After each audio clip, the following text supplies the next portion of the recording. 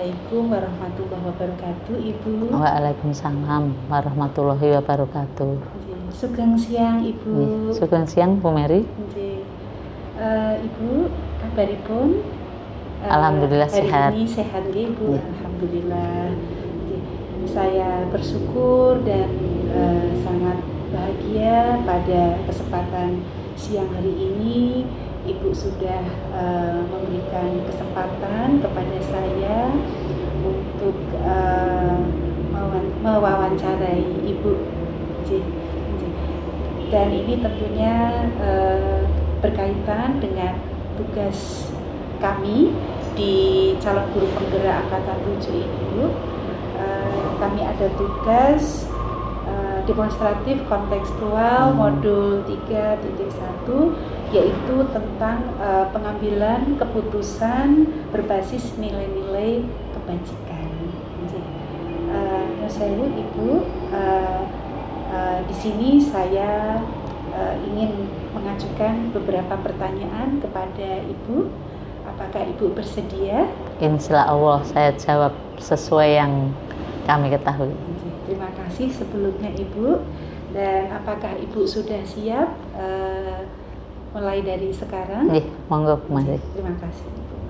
Baik, untuk pertanyaan yang pertama, selama ini bagaimana Ibu dapat mengidentifikasi kasus-kasus yang merupakan dilema etika atau bujukan moral?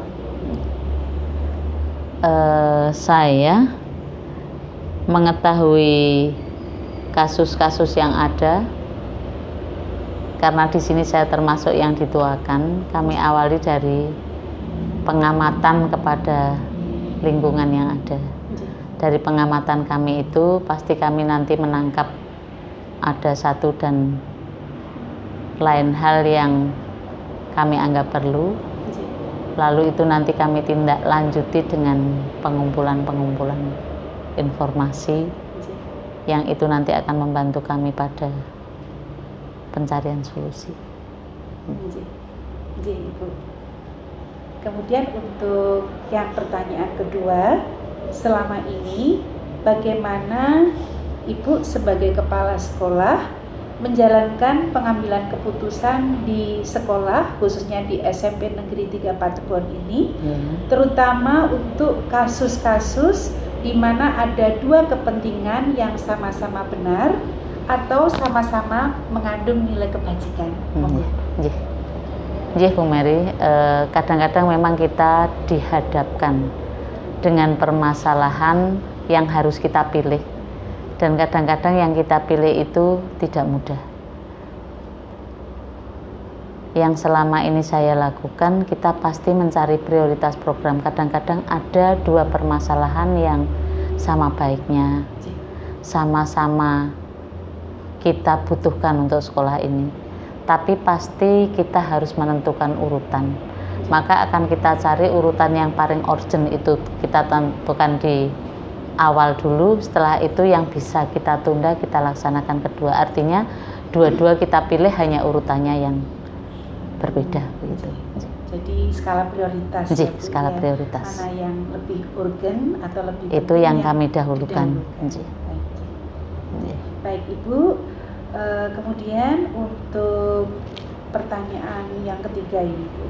Langkah-langkah atau prosedur seperti apa yang biasa Ibu lakukan selama ini? Banyak permasalahan, Bu Mary, yang ada. Cuman secara umum apabila kita menghadapi sebuah permasalahan, kita tidak boleh menelan mentah. Kita terima dulu permasalahan yang ada, mau tidak mau kita harus menghadapi dan kita harus menyelesaikan. Sedangkan langkah-langkah yang saya tempuh bersama tim tentunya, karena walaupun di sini saya ditunjuk sebagai yang dituakan, tapi saya tetap membutuhkan masukan-masukan dari teman-teman. Itu langkah yang pertama, kita terima masalah yang ada ini. Selanjutnya kita harus mencari atau menggali informasi sebanyak-banyaknya dari permasalahan yang ada. Mengapa harus kita mencari banyak informasi? Jangan sampai permasalahan itu hanya kita ketahui kulitnya saja. Karena kadang-kadang kami ambil contoh saja seperti siswa berkebutuhan khusus. Kita melihat dari luar siswa berkebutuhan khusus harus kita tempatkan pada sekolah luar biasa misalkan, tidak sependek itu. Apalagi sekolah sekarang kan katanya guru itu belum afdol kalau belum bisa membimbing siswa yang berkebutuhan khusus, kan begitu. Ini artinya kita mengumpulkan informasi sebanyak-banyaknya dulu, lalu kita mencari solusi. Itu saja, tidak langsung satu solusi kita pakai dan selesai. Solusi yang waktu itu kita yakini, itu kita jalankan, dan harus kita evaluasi lagi. Nanti ada solusi lanjutan. Yang saya yakin setiap permasalahan apabila kita dalami secara dalam, kita ambil solusinya tidak gegabah dengan informasi yang sebanyak-banyaknya, itu kita akan bisa mengambil solusi yang terbaik. Terbaik belum berarti selesai, Bu. Karena dalam sebuah permasalahan itu butuh proses, ada yang prosesnya pendek, ada yang prosesnya sedang, dan ada yang prosesnya panjang yang harus setiap saat butuh pendampingan.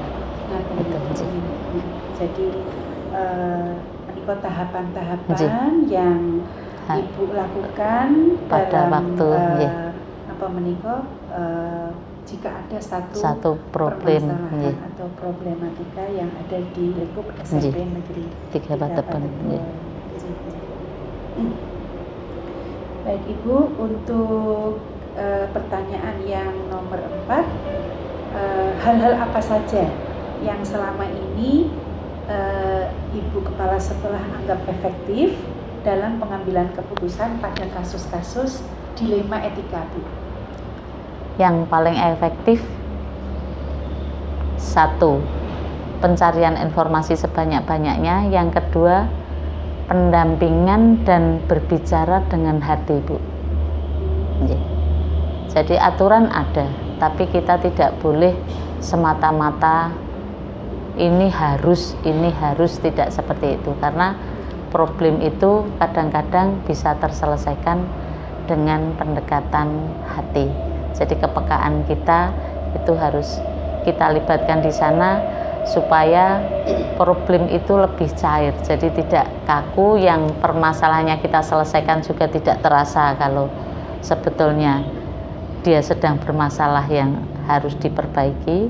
Yang memberikan masukan juga tidak rikuh pekewuh kalau istilahnya orang Jawa, sehingga itu nanti ketemu perpaduan antara aturan yang harus kita tempuh dan kebijakan-kebijakan yang ada. Jadi yang pertama Ibu mencari informasi sebanyak-banyaknya, itu harus. Yang kedua Ibu mungkin berkomunikasi secara personal kepada yang bersangkutan. Yang saya, apakah Ibu pernah menggunakan sebuah intuisi, Ibu? Jadi mungkin keyakinan yang ada pada diri Ibu bisa mungkin dijadikan sebagai pertimbangan juga dalam pengambilan keputusan. Dalam menyelesaikan masalah, kadang-kadang kita perlu itu kita lihat problemnya.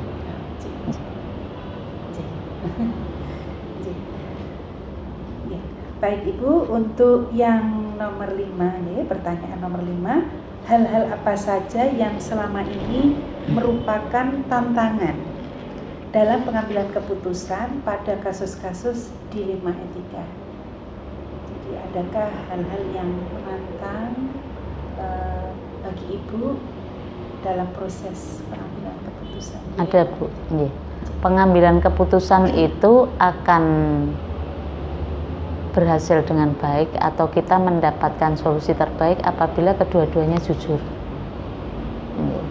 Tapi di perjalanan kadang, tidak semua sih kadang, kalau tadi saya sampaikan yang awal kita perlukan adalah penggalian informasi sebanyak-banyaknya. Kalau informasi itu benar, solusi yang kita ambil pasti mendekati mendekati apa yang kita harapkan. Namun kadang-kadang yang kita hadapi berbeda. Itu yang membuat tantangan bagi kami. Kami sudah menggali informasi, menghabiskan waktu, ternyata informasi yang kami dapat itu dari informannya tidak sesuai. Dan ini terjadi contoh. Tadi saya sudah menyebut anak kita yang berkebutuhan khusus. Guru-guru sudah berkomitmen membimbing dengan baik. Namun misalkan kita kan harus melibatkan orang tua juga.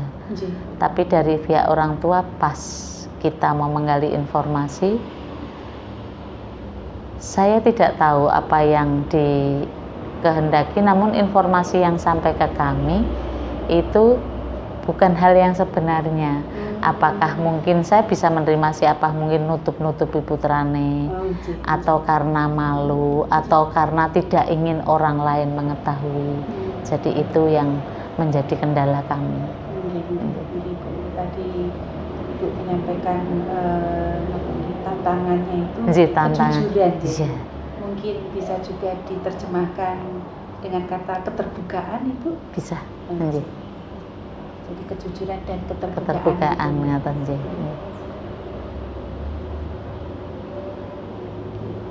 Baik Ibu, selanjutnya ya Bu ya, pertanyaan nomor 6. Apakah Ibu memiliki sebuah tata kala atau jadwal tertentu dalam sebuah penyelesaian kasus dilema etika? Apakah Ibu langsung menyelesaikan di tempat atau memiliki sebuah jadwal untuk menyelesaikannya, bentuk atau prosedur seperti apa yang akan Ibu jalankan? Dalam sebuah dilema Bu Mary, kita tidak bisa menyelesaikan di tempat itu juga tidak bisa. Jadi kita memerlukan jadwal, kita rancang yang harus kita lakukan apa saja. Tadi di atas sudah saya sampaikan, mencari informasi sebanyak-banyaknya. Setelah itu kita mengambil solusi awal, perbaikan solusi, kan seperti itu. Jadi jadwal itu ada karena sebuah permasalahan etika atau dilema etika itu bisa selesai berproses. Jadi tidak bisa diselesaikan di hari itu juga, di waktu itu juga. Kita butuh pendekatan, butuh mengetahui, butuh mencoba, butuh mengkaji apakah yang dicoba itu sudah benar, apakah ada gangguan-gangguan lain selain yang sudah disampaikan, seperti itu. Sehingga penjadwalan itu penting. Dan kalau ditanya kapan selesai, itu butuh pendampingan yang berkelanjutan. Walaupun permasalahan yang dihadapi saat itu selesai, tapi pendampingannya itu tidak boleh selesai. Saya Bu, apakah itu melihat ringan dan beratnya permasalahan atau semua permasalahan akan Ibu sikapi dengan seperti itu? Ini yang permasalahan berat. Kalau yang permasalahan ringan mungkin bisa diselesaikan di tempat. Lalu permasalahan sedang mungkin bisa kita kawal setelah itu melalui pengamatan. Tetapi begitu permasalahan itu berat, kita harus pendampingan terus-menerus dan tidak boleh melepaskan begitu saja walau satu masalah itu sudah selesai. Jadi mungkin ada ini ya Bu ya, untuk yang jangka panjang sendiri, jangka pendek sendiri begitu. Baik Ibu, selanjutnya pertanyaan yang nomor 7. Adakah seseorang atau faktor-faktor apa yang selama ini mempermudah atau membantu Ibu dalam pengambilan keputusan dalam kasus-kasus dilema etika? Banyak, seseorang dan lingkungan itu sangat membantu. Tanpa informasi, bantuan, bimbingan, koordinasi bersama lingkungan, kelihatannya kita sulit untuk menyelesaikan sendiri, karena semakin banyak informasi, Semakin banyak pendampingan itu menurut saya semakin meringankan atau mempercepat problem itu selesai. Jadi betul-betul dibutuhkan kolaborasi, kerjasama yang baik. Luar biasa sekali. Karena kita kan juga punya waka, punya guru itu kan tetap kita ajak kerjasama. Seperti murid penjenengan si Akmal itu kan tidak mungkin wali kelasnya bisa bekerja sendiri, Bu. Guru yang mengajar di sana. Seperti saya itu juga harus mengundang KPAI untuk memberikan informasi secara tidak sengaja biar anak itu mendapatkan menerima. Dari Dinas Pendidikan yang si kurikulum kan kemarin juga masuk ke kelas mengajak bicara, itu kan dalam rangka kami menyelesaikan problem itu. Seperti besok kita mengundang yang dari Dharma Wanita, itu kan dalam rangka juga ngudari yang ada, karena kita butuh mendampingi semampu, semaksimal. Tanpa kerjasama dari teman-teman yang ada di lingkungan itu, kelihatannya yang kita harapkan nanti malah tidak sesuai dengan harapan. Jadi bagus sekali Ibu. Baik Bu, saya Bu, ini pertanyaan yang terakhir sebagai pamungkas. Dari semua hal yang telah disampaikan, pembelajaran apa yang dapat Ibu petik dari pengalaman Ibu mengambil keputusan dilema etika ini? Dilema etika, perilaku seseorang bisa berubah dengan cara saling terbuka dan saling jujur. Itu yang saya petik secara singkat. Ditambah dengan kerjasama yang baik, koordinasi yang baik. Mungkin itu yang bisa saya sampaikan. Karena Bu Mary itu sekarang juga baru melaksanakan CPG, mungkin kalau yang Ibu sampaikan ini kurang atau ada informasi baru lagi, tidak menutup kemungkinan jangan sungkan-sungkan memberikan masukan kepada kami, walaupun kepala sekolah itu termasuk yang dituakan, tapi kami memang butuh informasi dari semua lini. Jadi seperti itu. Insya Allah apa yang kami ketahui, apa yang kami dapatkan dari pendidikan calon guru penggerak ini, apalagi itu yang katakanlah sangat bermanfaat, berfaedah untuk kita semua, pasti akan saya sampaikan. Insya Allah, makasih. Dengan segala keterbatasan yang saya miliki. Jadi, sekali lagi terima kasih Ibu, matur nuwun sanget atas waktu dan kesempatan dan juga bantuan Ibu demi terlaksananya kegiatan wawancara ini. Matur nuwun Bu Mary, kalau sekiranya yang saya sampaikan tadi perlu masukan-masukan lagi, jangan sungkan-sungkan beri masukan demi kemajuan sekolah ini. Ibu. Terima kasih banyak Ibu, dan kami akhiri. Apabila ada kata yang kurang berkenan di hati atau sikap kami yang mungkin ada yang kurang berkenan, kami mohon maaf yang sebesar-besarnya. Bila taufiq wal hidayah. Wassalamualaikum warahmatullahi wabarakatuh. Waalaikumsalam warahmatullahi wabarakatuh. Matur nuwun Bu Mary, tetap semangat ya. Makasih Ibu. Selamat siang Pak Joko. Selamat siang Bu Mary. Ya, bagaimana nih? Apa kabar siang ini? Sehat? Ya sehat, ya Tuhan baik. Alhamdulillah. Ya. Pak Joko, saya senang sekali, bersyukur dan tentunya berterima kasih sekali atas waktu dan kesempatan yang telah Pak Joko berikan untuk kegiatan siang hari ini. Ini kebetulan saya ada tugas dari calon guru penggerak angkatan 7, di mana pada tugas demonstratif kontekstual modul 3.1 saya akan mewawancarai Pak Joko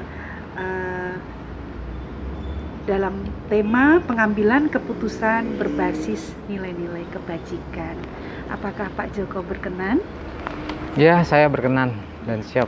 Terima kasih Pak Joko, dan untuk selanjutnya apakah Pak Joko sudah siap? Siap. Ya, baik. Langsung saja ke pertanyaan yang pertama.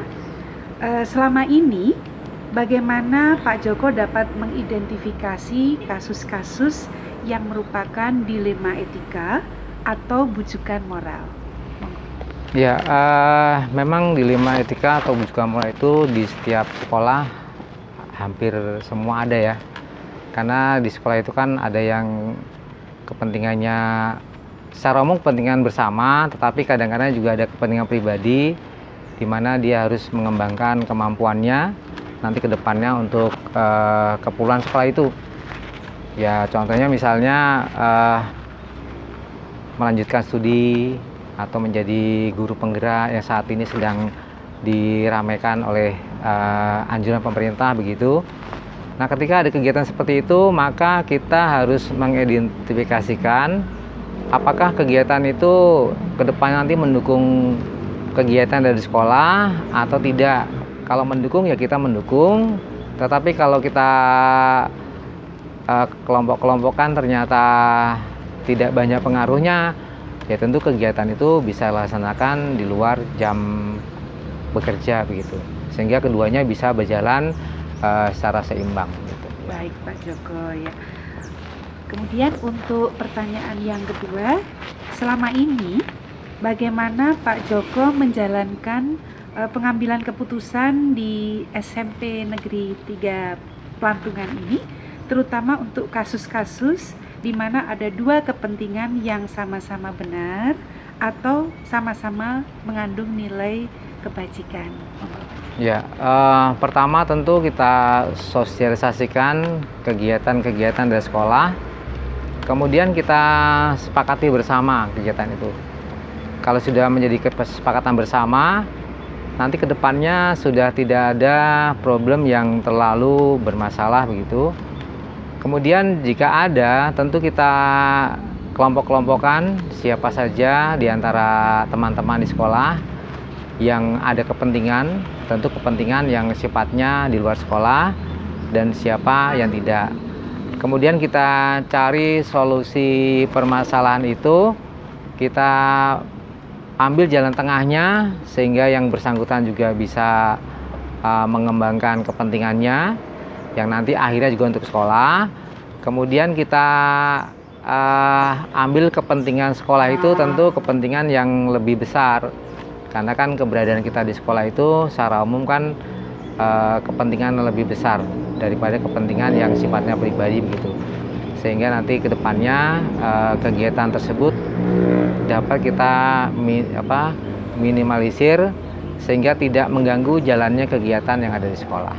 Iya benar Pak Joko ya, apalagi sekarang itu semuanya kan berpihak pada siswa ya.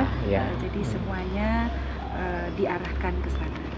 Baik Pak Joko, untuk pertanyaan yang ketiga, langkah-langkah atau prosedur seperti apa yang biasa Pak Joko lakukan selama ini?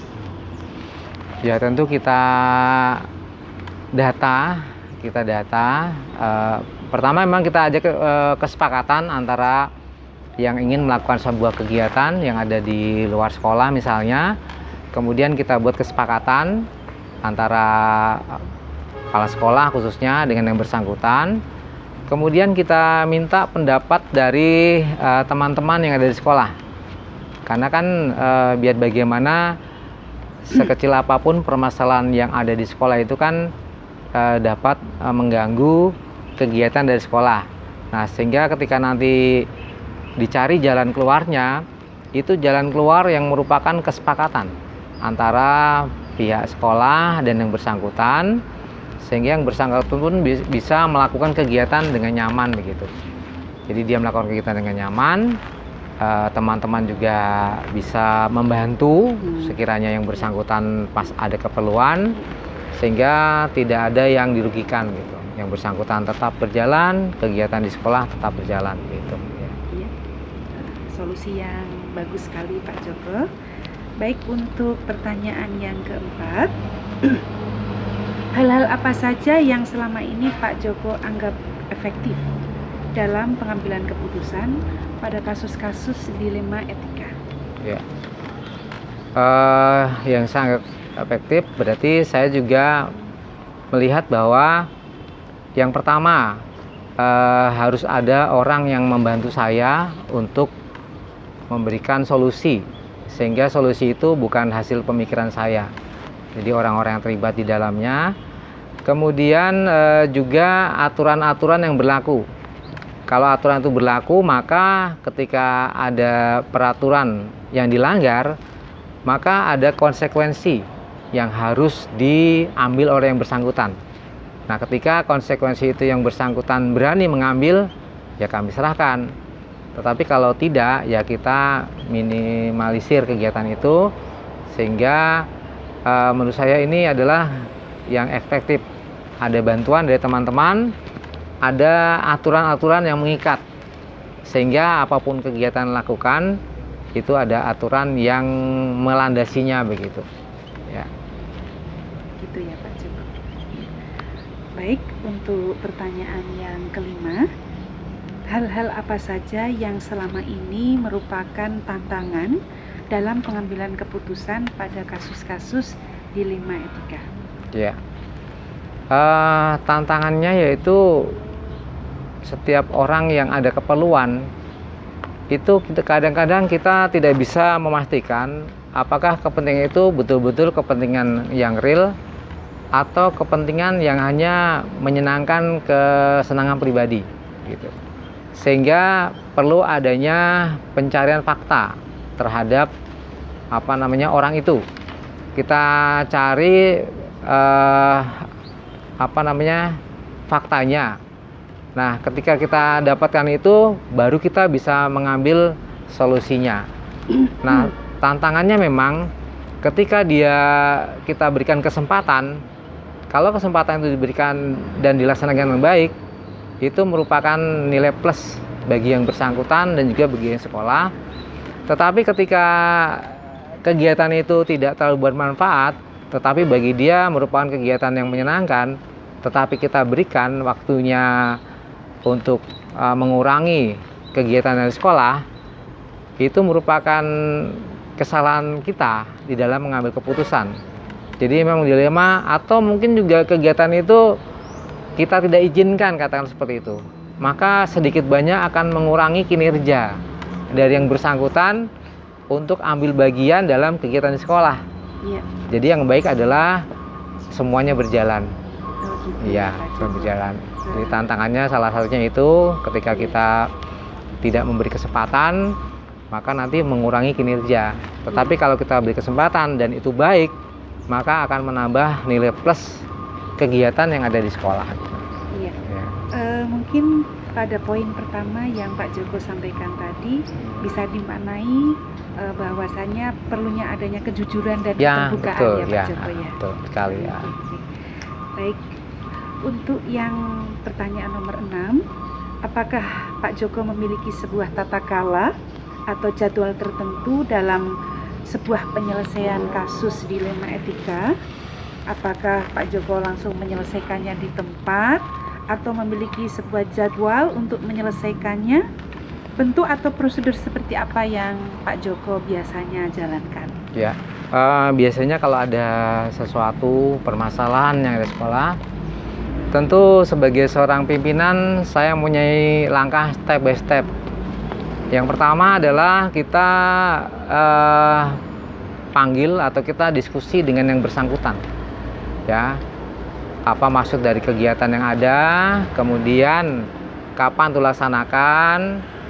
Kemudian juga kita ngecek apakah kegiatan tersebut memang kegiatan yang resmi atau legal. Lalu kegiatan itu di bawah naungan dinas pendidikan atau dinas apa gitu, sehingga ada kaitannya dengan kegiatan sekolah. Kemudian kita buat kesepakatan kapan itu dilaksanakan. Prinsipnya adalah tidak mengganggu kepentingan sekolah. Kemudian setelah itu saya mendiskusikannya dengan teman-teman yang tidak mengikuti kegiatan tersebut.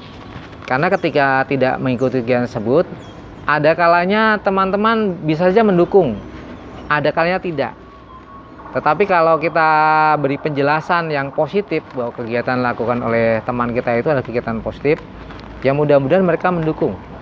Nah setelah itu baru kita kumpulkan antara pimpinan atau kepala sekolah, antara guru yang ada kepentingan di luar sekolah dan guru yang ada di sekolah, sehingga dicari titik temunya. Dan di sana tidak ada yang sifatnya rahasia, berarti ada keterbukaan. Jadi 3 tahapan itu menurut saya yang penting: ketemu dengan yang bersangkutan secara pribadi, kemudian berbicara dengan teman-teman di luar teman yang ada keperluan, dan kita jadikan satu supaya kita cari titik temunya sehingga fair begitu. Jadi kalau ada apa-apa kita tanggung bersama begitu. Iya, baik Pak Joko. Tadi Pak Joko sudah menyampaikan ya. Namun ini yang saya pertanyakan mengenai penjadwalan. Jadi waktunya itu apakah waktunya ada iya tidak bersamaan atau ya kita cari waktu yang tidak banyak menyita waktu untuk berdiskusi, misalnya pulang sekolah gitu, misalnya di awal sebelum pelajaran begitu, itu jadwal. Kemudian pertemuan dengan yang bersangkutan dengan guru ya kita atur sedemikian rupa sehingga itu pun waktunya juga tidak terlalu lama. Jadi kita membuat jadwal atau penataan waktu yang tidak memakan waktu lama tetapi efektif dan bisa menyelesaikan permasalahan yang ada di sekolah gitu ya. Oke, Pak Joko. Bagaimana dengan mungkin kasus yang lebih ringan? Apakah Pak Joko juga bisa menyelesaikannya di tempat tanpa ada penjadwalan yang khusus? Ya, kalau kasus yang ringan saya yakin ya kita cukup misalnya sebelum awal pelajaran kita sampaikan kepada teman-teman, kemudian teman-teman kita mintai pendapatnya, setelah itu kita cari pendapat yang paling benar atau pendapat yang paling banyak yang disetujui oleh semua guru atau anggota di sebuah sekolahan itu, sehingga itu menjadi tanggung jawab bersama. Karena permasalahan yang kita selesaikan bersama itu ketika kita ketemu jalan keluarnya maka akan mendapat dukungan mayoritas, berarti penyelesaiannya akan lebih cepat gitu. Ya. Baik Pak Joko, selanjutnya untuk pertanyaan yang ke-7, adakah seseorang atau faktor-faktor apa yang selama ini mempermudah atau membantu Pak Joko dalam pengambilan keputusan dalam kasus-kasus dilema etika? Ya, yang jelas kalau personal yang banyak membantu saya tentu saja teman-teman yang ada di dekat saya, contohnya misalnya wakil kepala sekolah, kepala urusan. Jadi permasalahan saya sampaikan kepada mereka, lalu mereka menyampaikan pendapatnya. Ketika mereka sudah menyampaikan pendapatnya, baru kemudian kita sampaikan kepada pelur yang lebih besar, misalnya dewan guru atau teman dalam sebuah sekolahan. Lalu kita minta mereka menyampaikan pendapatnya juga. Tetapi pendapat yang mereka sampaikan itu jangan sampai melanggar norma-norma yang sudah berlaku atau aturan-aturan yang sudah berlaku. Karena seorang pegawai yang berada di sebuah instansi itu terikat oleh aturan-aturan yang ada. Misalnya sebagai PNS itu kan ada disiplin PNS, itu yang membantu meringankan saya untuk mengatasi persoalan begitu. Karena kalau kita ada permasalahan kemudian kita berlari kepada hukum atau peraturan yang berlaku, maka itu akan lebih tepat begitu. Meskipun ada juga permasalahan-permasalahan yang tidak semuanya bisa diselesaikan dengan aturan, tapi kita selesaikan secara kekeluargaan gitu. Baik Pak Joko. Untuk selanjutnya pertanyaan yang terakhir, dari semua hal yang telah Pak Joko sampaikan tadi, pembelajaran apa yang bisa Pak Joko petik dari pengalaman Pak Joko dalam pengambilan keputusan dilema etika? Ya, di semua kantor atau sekolah atau instansi yang namanya permasalahan itu pasti ada. Nah, ketika ada permasalahan, maka kita harus membahasnya dengan cara terbuka, baik kepada yang bersangkutan maupun kepada orang-orang yang tidak melakukan itu, tetapi keduanya pasti ada kaitannya. keduanya ada kaitannya.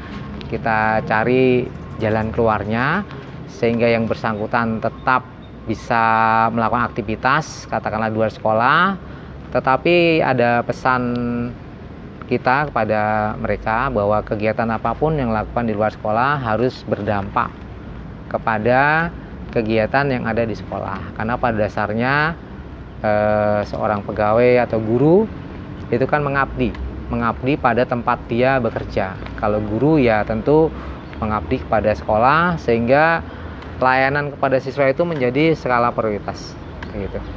Kemudian yang berikut, kalau ada permasalahan tentu permasalahan dirembuk bersama, sehingga nanti tidak ada efek kedepannya yang menyebabkan permasalahan itu berlarut-larut sehingga merugikan semua pihak, baik yang bersangkutan kemudian maupun kalau di sekolah ya tentu saja siswa, karena prinsip kita adalah bagaimana caranya kita melayani siswa dengan baik tanpa harus merugikan mereka, tetapi juga teman-teman yang masih punya kepentingan untuk berkarir atau meningkatkan pengetahuan itu juga kita beri kesempatan. Itu pelajaran yang bisa kita ambil dari permasalahan yang biasanya ada di sekolah. Baik Pak Joko, masih ada lagi?